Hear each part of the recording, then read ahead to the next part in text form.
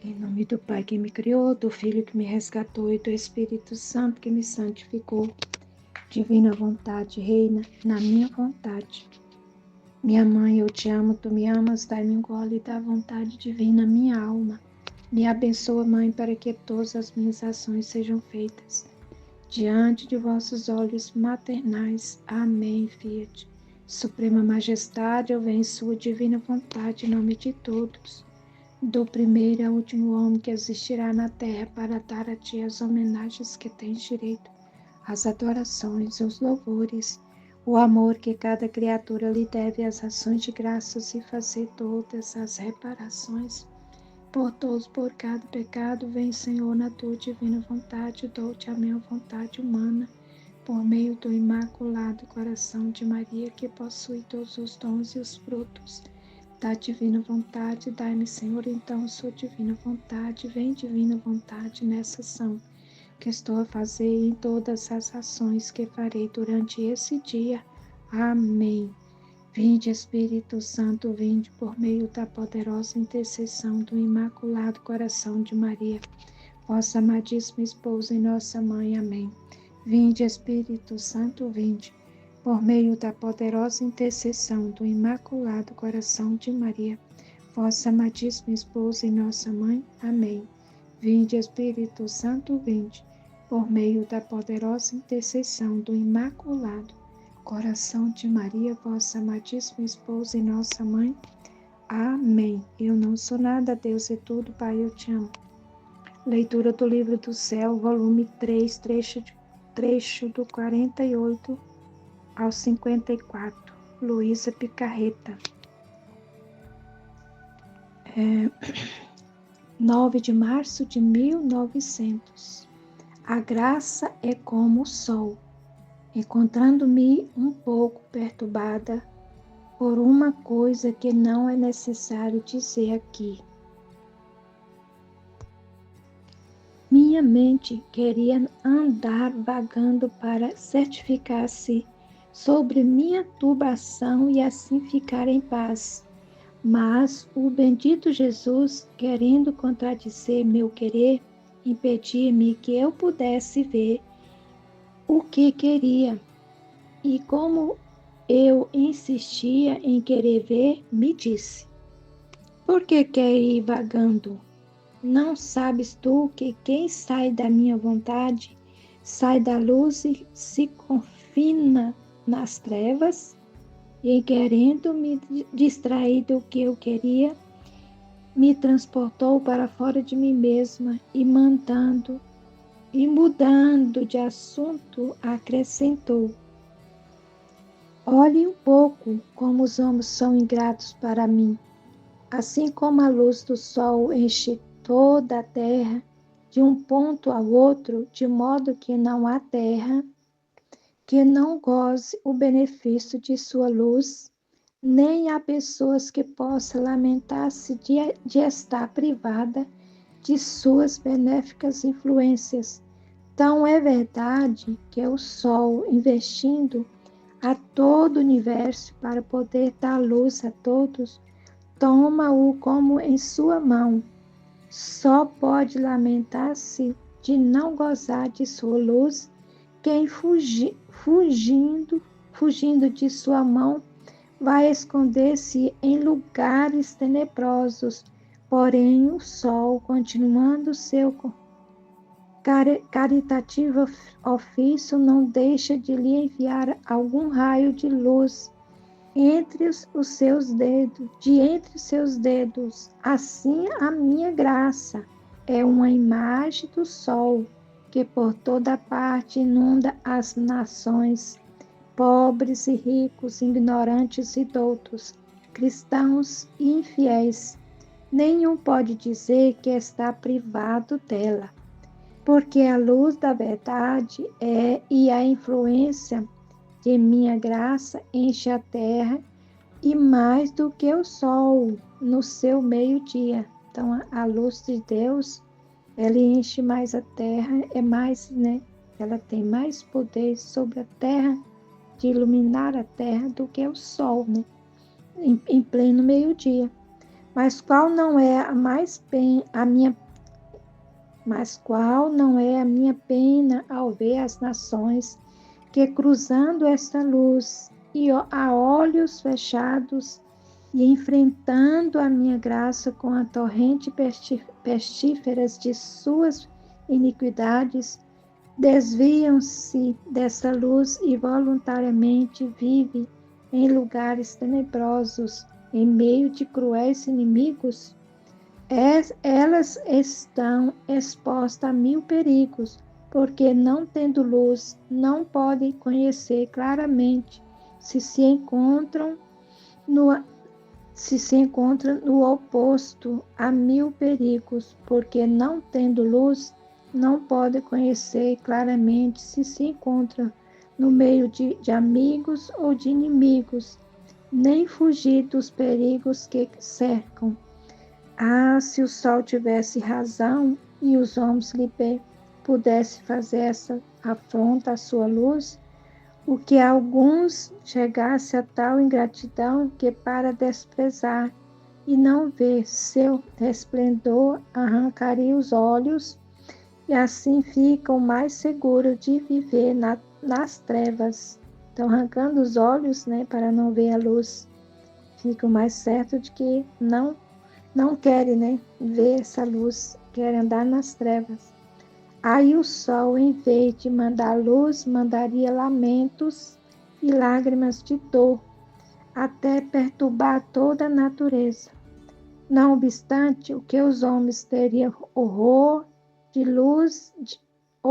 de fazer a luz natural, chegam a tal excesso de enfrentar desse modo a minha graça. Mas a minha graça, sempre benigna com eles, no meio das mesmas trevas e da loucura da sua cegueira, manda sempre resplendores de luz, porque a minha graça jamais deixa a ninguém, senão que o homem voluntariamente se afasta dele e a graça, não o tendo em si, tenta segui-lo como fulgor de sua luz. Enquanto dizia isso, o doce Jesus estava extremamente aflito e eu fazia quanto mais podia para consolá-lo, pedindo-lhe que derramasse em mim suas amarguras. E ele acrescentou: Compadece-me de ti, compadece-se de ti, compadece-me se te sou causa de aflição, porque de vez em quando sinto toda a necessidade de desabafar em palavras com minhas almas diletas, minha dor sobre a ingratidão dos homens, para mover seus corações e reparar-me em tantos excessos e a compaixão dos próprios homens. E eu, Senhor, o que eu gostaria é que não me impedisse de participar das tuas penas. E querendo eu dizer mais, desapareceu e eu retornei em mim mesma. Trecho 49, né? 10 de março de 1900. Efeitos do sofrimento. Esta manhã, tendo recebido a Santa Comunhão, vi o meu amado Jesus como um menino, com uma lança na mão, em atitude de me querer trespassar o coração. E como tinha dito uma coisa ao confessor, Jesus, querendo repreender-me, disse-me: Tu queres afastar o sofrimento, e eu quero que comeces uma nova vida de sofrimentos e de obediência. E enquanto isso dizia, trespassou meu coração com a lança e depois acrescentou: Assim como o fogo onde segundo a lenha que se põe, e assim tem maior atividade em queimar e consumir os objetos que se lançam nele, e por quanto maior é o fogo, outro tanto é maior o calor e a luz que contém. Assim, o sofrimento e a obediência, quanto maior, tanto mais a alma se torna hábil para destruir o que é material, e a obediência com a macia, obediência como a macia cera lhe dá a forma que quer. Trecho 50, 11 de março de 1900. Encontro com uma alma do purgatório. Continua quase sempre o mesmo. Esta manhã vi o bom Jesus mais aflito do que costume, ameaçando com uma mortandade de gente, e via em certos lugares que muitos morriam. Depois passei pelo purgatório, reconhecendo a uma amiga falecida, perguntava-lhes várias coisas sobre meu estado, especialmente se é verdade, se é vontade de Deus esse estado, se é verdade que é Jesus que vem, ou bem o demônio, porque ele dizia: como tu te encontras diante da verdade e conheces com clareza as coisas, sem que possas enganar-te, pode dizer-me a verdade sobre as minhas circunstâncias. E ela disse-me: não temas, o teu estado é a vontade de Deus e Jesus ama-te muito, por isso manifesta-se a ti. E eu, dizendo-lhe alguma das minhas dúvidas, pedi-lhe que visse ainda a luz da verdade, se era verdadeira ou falsa, e se fizesse-me a caridade de me vir dizer o que, se o fizesse, eu em recompensa mandava-lhe celebrar uma missa em sufrágio, e ela acrescentou: se o quer o Senhor, porque nós estamos tão imersos em Deus que não podemos sequer mover as pestanas se não concorre Ele. Que se Deus não quer, né, a alma no purgatório não tem mais, elas não têm poder sobre elas, né? É Deus que tem. Ela é movida, são movidas por Deus. Elas próprias não podem fazer nada. Concorre Ele, nós habitamos em Deus como uma pessoa que habitasse em outro corpo, que tanto pode pensar, falar, ver, agir, caminhar, porque ele é dado por aquele corpo que o circunda por fora, porque em nós não é como em vós, que tendes o livre-arbítrio. A própria vontade terminou, não tem mais vontade a própria, né, a alma no purgatório. Nossa vontade é só a vontade de Deus, então é só Deus que age. Dela vivemos, nela encontramos todo o nosso contentamento, e ela toma todo o nosso bem e nossa glória. E mostrando uma satisfação indescritível por essa vontade de Deus, nos separamos. O trecho 51, 14 de março de 1900. Modo para atrair as almas ao catolicismo. Havendo-me dado o confessor a obediência de pedir ao Senhor que me manifestasse o modo como fazer para atrair as almas ao catolicismo e para tirar tanta incredulidade, eu sei, pedi-o vários dias e o Senhor não se dignava pronunciar sobre esse ponto. Finalmente, esta manhã, me encontrei fora de mim mesma, transportada dentro de um jardim que me parecia ser o jardim da igreja, e ali encontrava muitos sacerdotes e outras dignidades que discutiam sobre esse tema.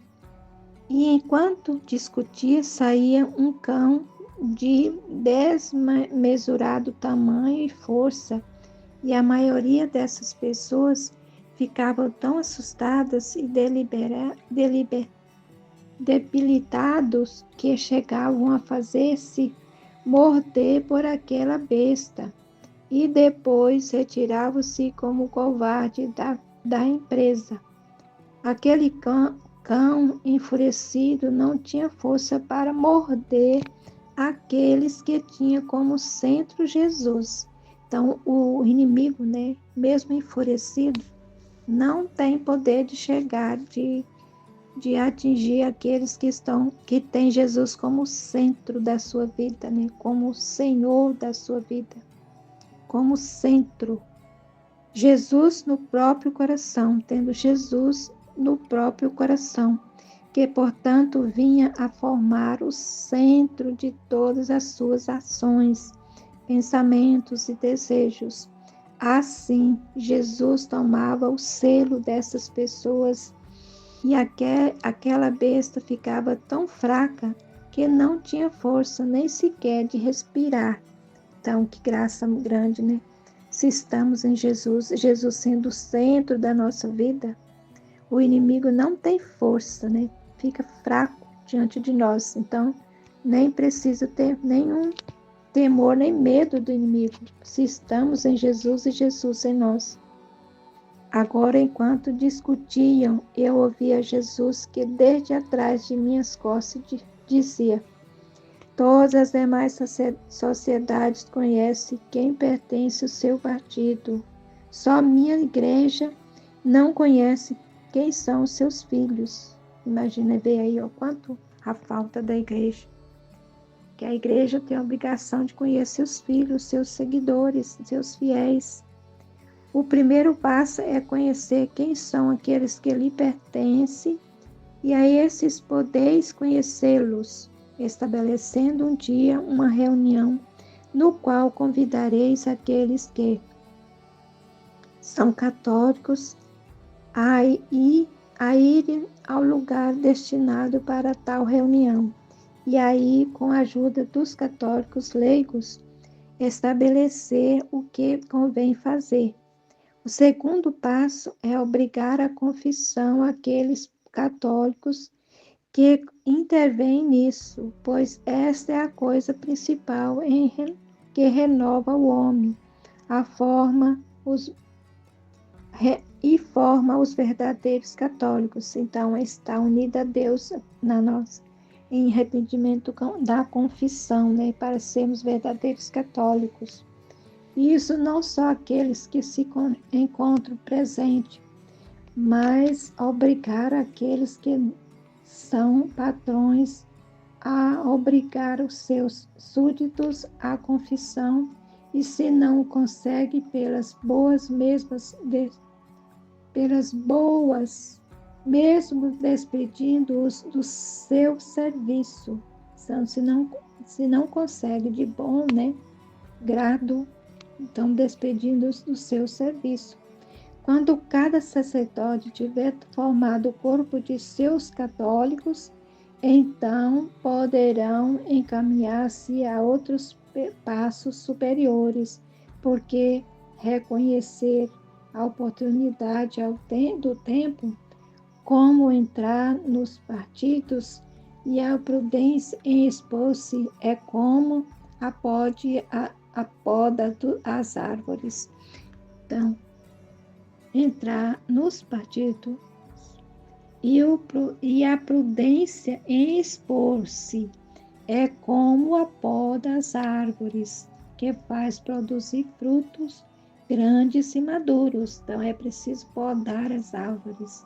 Mas se a árvore não é podada, produz sim um belo conjunto de folhagem e de flores, mas apenas cai uma geada, sopra um vento, não tendo a árvore um humor suficiente força para sustentar tantas flores, para trocá-la em frutos, as flores caem e a árvore fica nua.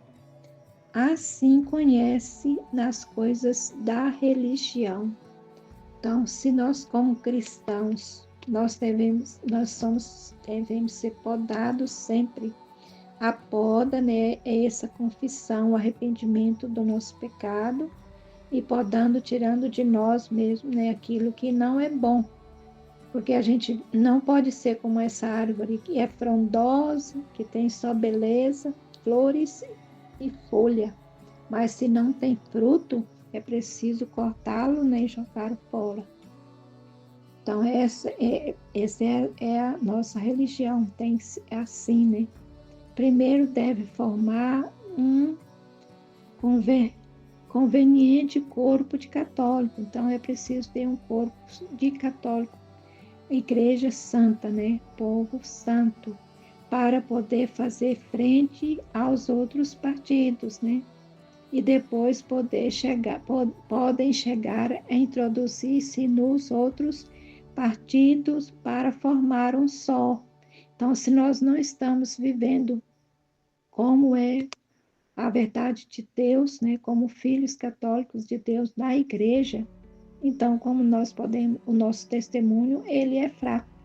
Então não vai poder introduzir, né, nossos testemunhos aos outros, chamando as outras pessoas, né, para formar esse corpo, né, verdadeiro de Deus, que é os de católicos. É preciso nós darmos testemunho com a nossa própria vida.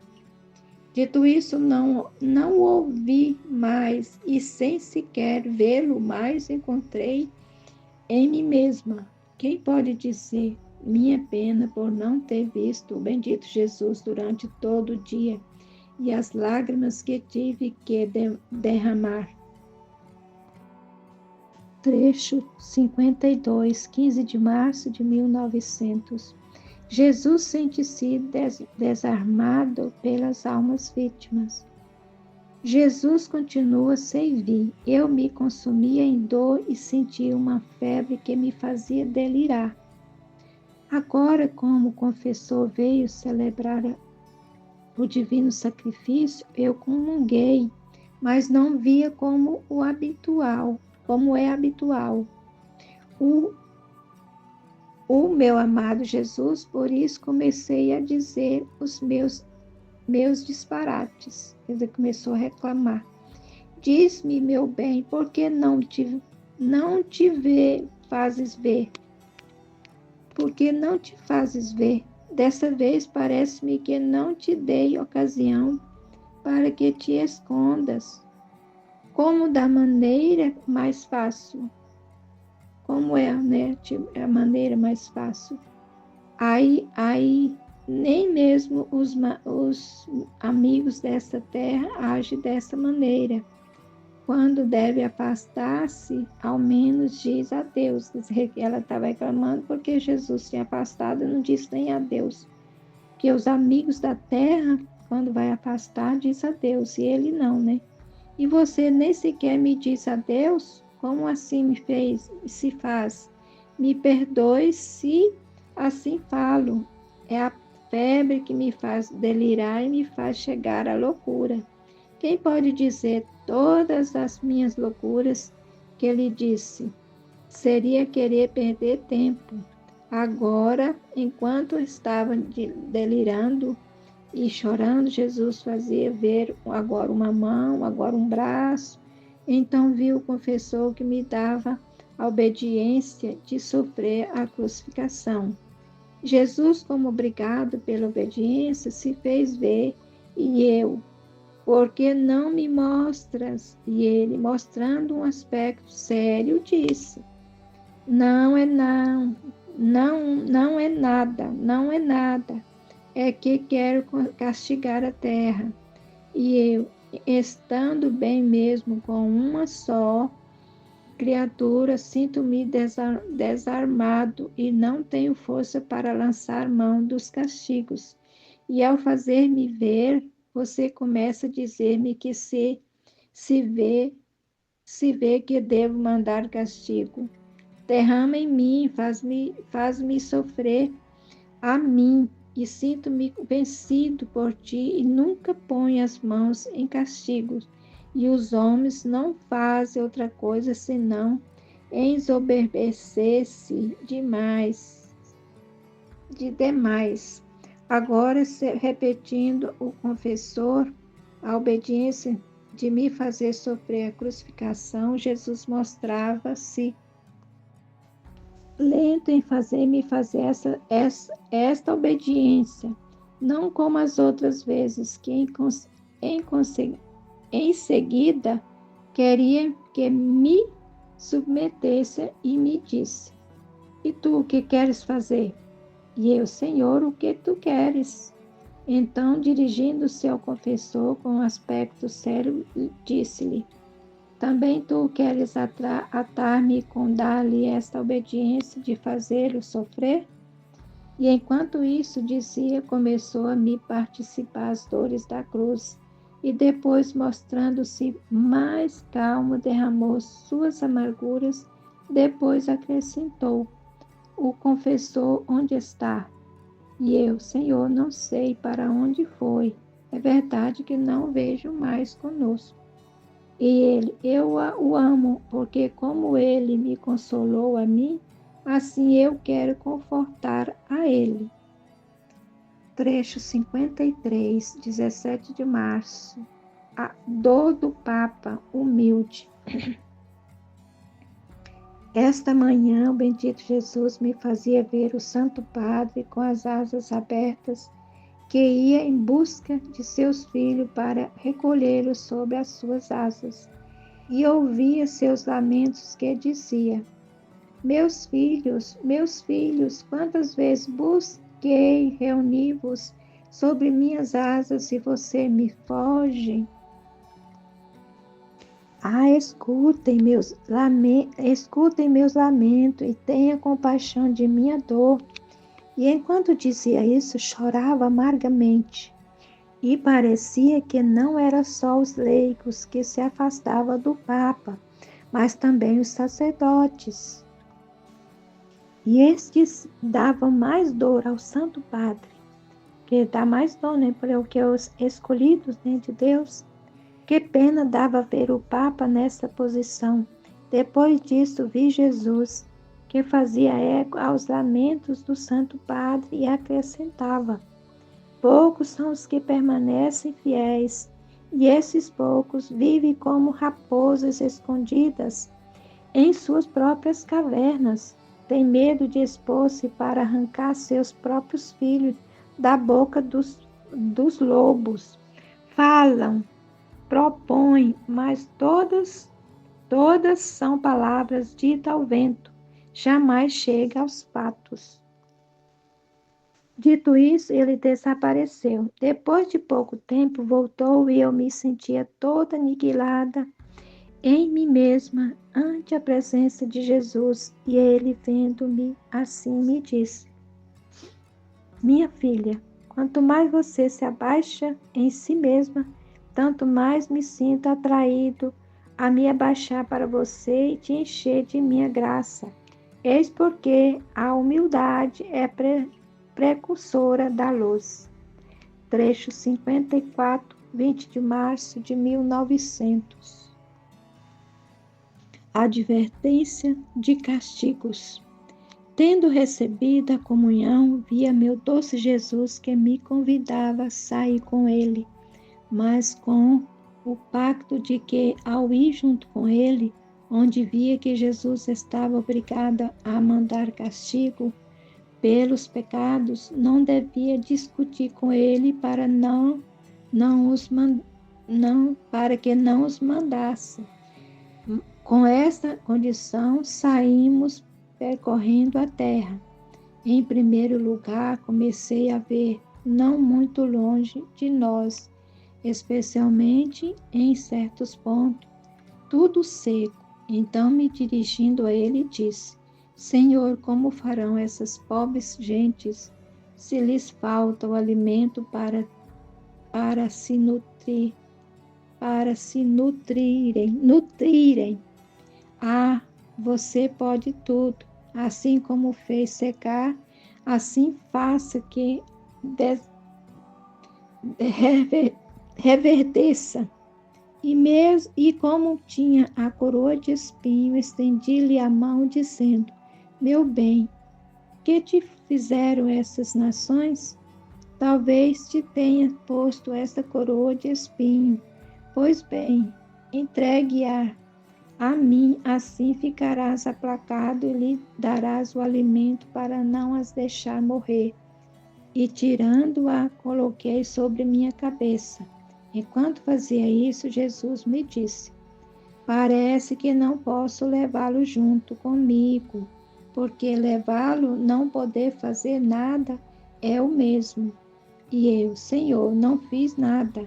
Perdoa-me se achas que fiz mal, mas leva-me junto contigo. E ele, o teu modo de agir me ata por todas as partes. E eu, não sou eu que faço assim. És tu mesmo que me obrigas a fazer assim, porque ao encontrar-me contigo, vejo que todas as coisas são tuas. E se não tomar cuidado das tuas coisas, parece-me que viria a não tomar cuidado de ti mesmo.